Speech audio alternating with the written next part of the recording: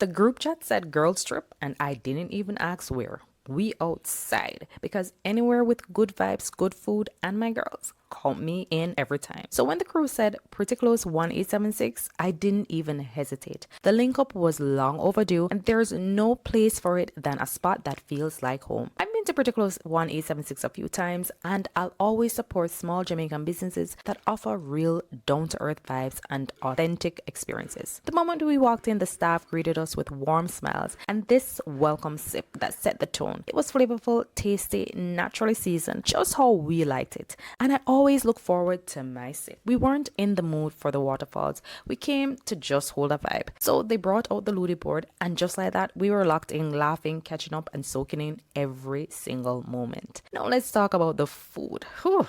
Ackee and saltfish, ital stew, rice and peas, callaloo, fried fish. Every bite was seasoned with love, just like mama's cooking. So flavorful, I was so full, and we got coconut water with the meal. Really nice. If you know, you know. Pretty Close never fails with the food. So big up to Pretty Close 1876 for turning a simple link up into something unforgettable. Good people, good food, good vibes every single time. Can't wait to do it all again.